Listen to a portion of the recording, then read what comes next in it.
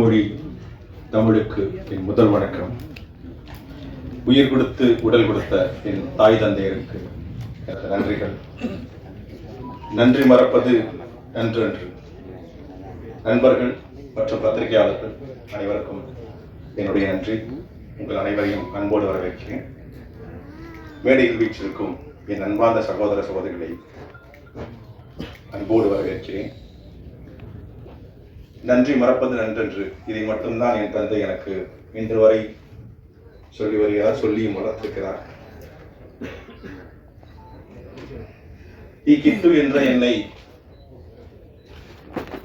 அரசியல் களத்திற்கு அழைத்து வந்து பின்பு அதை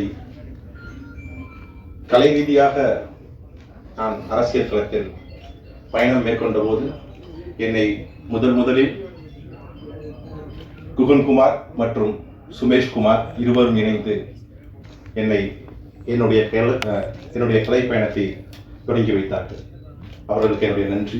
அங்கிருந்து ஆரம்பித்த என்னுடைய கலை பயணம் பிறகு தயாரிப்பாளர் அண்ணன் இசக்கி கார்வண்ணன் அவர்கள் மூலியமாக மேதகு படத்தின் திரையிடலும் போது அவர் கூட எனக்கு பழக்கமாச்சு. அப்பையிலேருந்து நான் அண்ணன் கூட வந்து நான் தொடர்ந்து பயணம் பண்ணிகிட்டு இருக்கேன். ஸோ அதுக்கடுத்து அவர் என்னை அழைச்சிட்டு வந்தார். அதுக்கப்புறமேல அவரே வந்து அண்ணன் கருணாஸ் அவர்கிட்ட அழைச்சிட்டு போனார். அங்கேயே என்னுடைய பயணம் தொடர்ந்தது.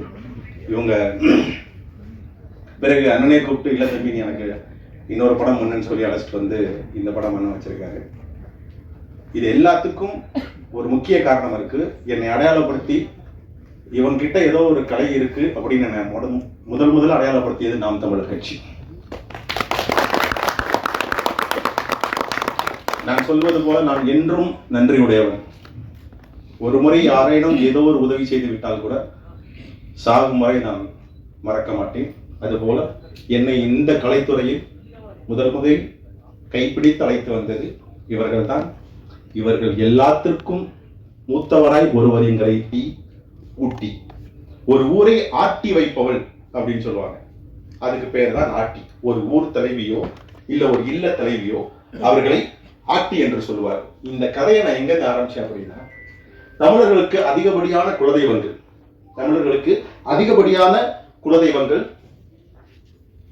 பெண் குலதெய்வங்கள். ஒத்துக்கிறோமா? அப்ப ஏன் பெண்கள் தமிழர்களுக்கு குலதெய்வங்களா இருக்காங்க? அதிகப்படியான குலதெய்வங்கள் ஏன் பெண்களா இருக்குன்னு நம்ம தேடி போகும்போது ஒரு பெரிய வரலாற்று உண்மை நமக்கு தெரிய வருது. பெண் குலதெய்வங்களோட அடிப்படையாக தான் இந்த படங்களை நாங்கள் பண்ணியிருக்கோம். அந்த நம்பிக்கையில தான் இன்ன வரைக்கும் எங்களுடைய குலதெய்வங்கள் என்னை கைவிடவே இல்லை. உதாரணமா இந்த ஆட்டி படம் ஆரம்பிச்சதுலேருந்தே நான் எங்கள் கோயில் கடிக்கிட்டு போயிட்டு வரேன். நான் வந்து குலதெய்வ வழிபாட்டில் ரொம்ப ஈடுபாடோடு உள்ளவன். அடிக்கடி எங்கள் கோயிலுக்கு போவேன். எங்கள் சாமி பேர் வந்து அடைக்கலங்காத்தா. அங்கே இருக்கிறது பார்த்தீங்கன்னா கிட்டத்தட்ட ஒரு 5-6 சாமி வந்து காத்தாயி, பேச்சியம்மானு ஏகப்பட்ட சாமி இருக்கும், மங்கம்மானு ஏகப்பட்ட சாமிகள் இருக்கும், பெண் தெய்வங்கள் இருக்கும். முதல்ல பெண் தெய்வங்களை வழிபட்டுட்டு தான் அப்புறம் ஆண் தெய்வங்களுக்கு போவோம் நாங்கள். இது எங்களோட வழிபாட்டு முறை. அப்படி இந்த படம் ஒவ்வொரு தடவையும் ஏதாவது ஒரு சின்ன சிக்கல் வரும்போது நான் எங்களுடைய குலதெய்வத்தை மட்டும் மனசில் நினச்சிக்குவேன். இன்ன வரைக்கும் நல்லபடியாக போயிட்டு இருக்கு. என்னுடைய குலதெய்வங்கள், என்னுடைய பெண் குலதெய்வங்கள் என்னை காப்பாற்றி இது வரைக்கும் கூட்டிகிட்டு வந்துட்டு இருக்காங்க. இப்போ கூட இந்த ப்ரமோஷன் இவ்வளோ தூரம் வந்துட்டோம், இந்த ப்ரமோஷனுக்கு என்ன பண்ணலான்னு ரொம்ப வேண்டிக்கிட்டே இருந்தேன்.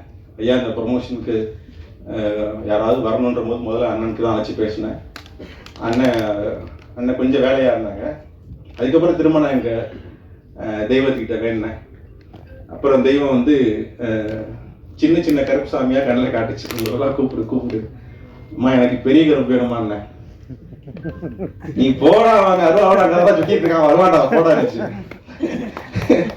என்னம்மா சொல்றீங்க அப்படின்னு. ஆமாடா 2 வாரத்துக்கு முன்னாடி கூட பார்த்தேன், ஏதோ மலையில ஏறி உரிமையெல்லாம் வாங்கி கொடுத்துருக்காண்டா. நேரம் நீ போட்டா இப்ப மரத்தை காப்பாத்த சென்னையில வந்து அருவாவோட சுத்திட்டு இருக்கான், நீ போடா இருந்துச்சு. அந்த மாதிரி எங்க தெய்வம் சொன்ன மாதிரி சொன்னாலும் சொல்லாட்டியும் எங்க இனத்துக்கு எங்க அண்ணன் கருப்பு தான். அதுவும் சும்மா இந்த வேல் கம்பு வச்சிருக்க கருப்புலாம் கிடையாது, பூரா அருவாவோட சுத்திட்டு இருக்க கருப்பு. டெமோக்ராட்டிக் கண்ட்ரி, ஜனநாயக முறையில் நாங்கள் கருப்பு சாமியை கும்பிட்றதுனால நாங்கள் பேசாமல் சுற்றிட்டு தெரிகிறோம். எங்களுடைய உரிமையை காக்க வந்த அன்பு அண்ணன் எங்களுடைய கருப்பன் சீமான் அவர்களை அன்போடு அழைக்கிறேன்.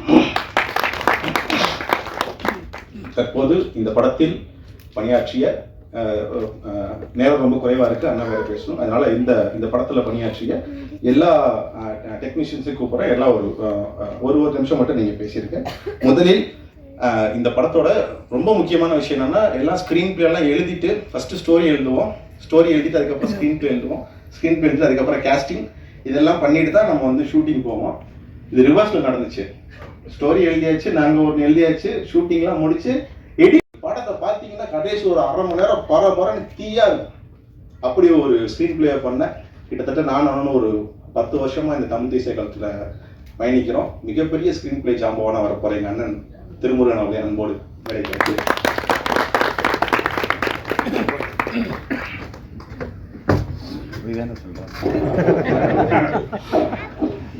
எல்லாருக்கும் வணக்கம். தம்பி ரொம்ப நெகிழ வச்சிருவான். அது படத்துலையும் தான், பாசத்துலையும், ரெண்டுலையுமே செய்வான். அவன் தான் என் தம்பி கிட்ட. உண்மையில என்னன்னா, ஆகச்சிறந்த சினிமாக்களை எடுக்கிறதுக்கான சிறந்த படைப்பாளிகள், திறமைசாலிகள் எங்கும் நிறைந்திருக்கிறார்கள். அது குறிப்பாக தமிழ் சினிமாவில் நிறைந்திருக்கிறார்கள். அவர்களின் ஆகச்சிறந்த கதைகளை நான் வந்து பூங்காக்களிலும் மொட்டை மாடியிலையும் தேநீர் கடைகளிலும் கேட்டிருக்கிறேன். ஆனால் திரையில் மட்டும் பார்த்ததில்லை. அதுக்கான வாய்ப்பு என்னன்னு தெரியல. அது திரையில் எங்கேயோ ஒரு பிரச்சனை இருக்கு, அதையும் நம்ம சரி பண்ணணுங்க. தமிழ் சினிமாவில் ஒரு சிறிய தொகையில் பெரிய படம் எடுக்கிற திறமசாலி தம்பி கிட்டு. அவன் மேகன்னு ஒரு ஆகச்சிறந்த படம் எடுத்தான் தலைவரை பத்தி. அந்த படத்துக்கு முன்னாடி அதை ஒரு குறும்படமா எடுக்கும் பொழுது என்கிட்ட வந்தான், ஆனா இது மாதிரி ஒரு இது பண்ணணும், பைசா கரிகாலன் நீங்க நடிக்கணும். அப்ப அதுல நான் வந்து நடிச்சு கொடுத்தேன். கஜா புயல் காலகட்டத்தில் நாங்கள் களத்தில் நின்று போராடும் போது தான் தம்பி வந்தான். ஆவண படமாக ஒன்றெல்லாம் எடுத்து காட்சிப்படுத்தி மக்கள்கிட்ட கொண்டு போய் சேர்த்தோம். அதன் மூலம் வந்து ஒரு ஒப்பற்ற கலைஞர்.